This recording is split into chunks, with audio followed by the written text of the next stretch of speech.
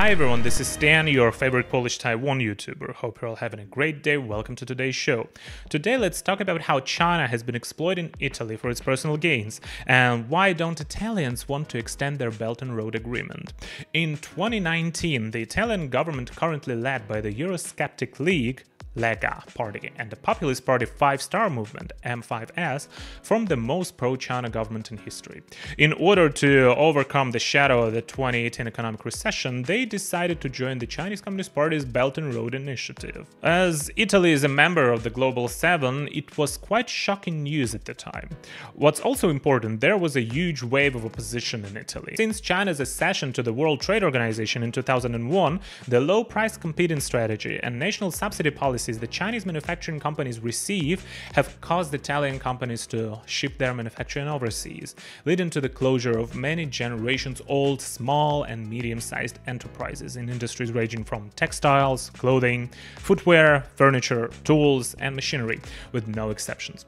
Additionally, the influx of a large number of new immigrants and Chinese tourists has also caused disruptions to the original way of life of Italians. Furthermore, Italians have to endure the condescending attitude of Chinese immigrants who claim we brought job opportunities to Italy. In reality, Chinese companies evade taxes, violate wage laws, and lower the salaries of everyone involved. Italy's experience is actually shared by many countries, such as the decline of manufacturing in the American Midwest, the wave of Taiwanese companies relocating, and the outsourcing of Japanese manufacturing. However, when Italy begins to complain about these issues, it is often labeled as far-right, overly conservative, or discriminatory towards immigrants. At the same time, Italy must endure the pain of industrial relocation, high unemployment rates, and the decrease of young population. Yeah, right now I'm also talking about the aging society problem in Italy. Therefore, in 2019, when Italian government agreed to join the Belt and Road Initiative, many experts came forward to warn about the unequal relationships and wishful thinking involved in the whole nature of these relationships. Even if Italian government benefited from the CCP, joining the Belt and Road Initiative wouldn't necessarily benefit Italian businesses. Furthermore, the long-standing grievances of the Italian people actually made them strongly opposed to the government's decision to sign into this initiative. As a result, the Italian government at the time could only temporarily postpone the plan. However, the consequences of being pro-China were not just bad. They were even worse. Due to the Chinese Communist Party's concealment of the pandemic in 2019, coupled with Taiwan's exclusion from the World Health Organization, even though Taiwanese doctor Lo Jun reported to the WHO urging to be cautious in dealing with the spread of the virus, the WHO didn't take it seriously. On January 30th, 2020, two Chinese tourists in the center of Rome were urgently taken to the hospital, making the first case of COVID-19 in Europe. This resulted in Italy becoming the hardest hit area with the highest mortality rate during the spring of that year, with over 100,000 confirmed cases. People hadn't even had a chance to enjoy any benefits from China's monetary investments before the lockdown policies imposed due to the pandemic dealt a severe blow.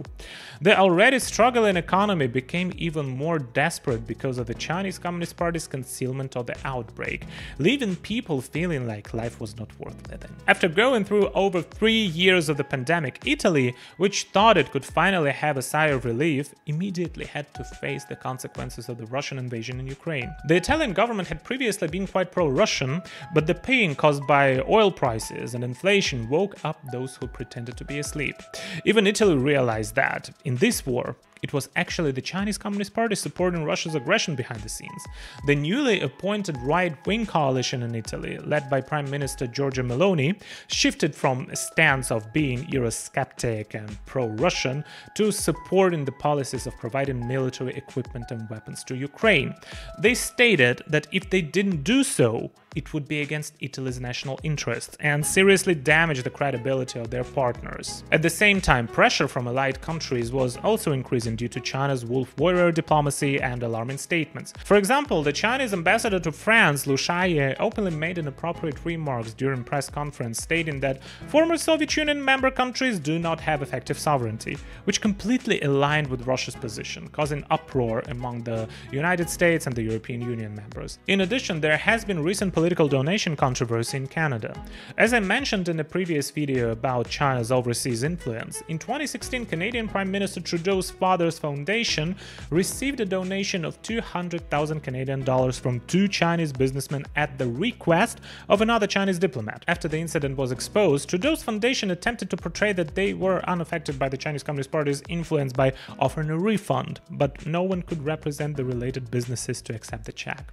It is obvious that this is one of the actions of the Chinese Communist Party interfering in Canada's internal affairs. During the G7 summit held in Hiroshima last month, the United States, Canada, Japan, the United Kingdom, France, Germany and Italy in their joint communique confirmed 9 policy directions. One of them is to address the risks posed by China's increasingly assertive global activities by diversifying and managing those risks, while maintaining economic cooperation among the member countries.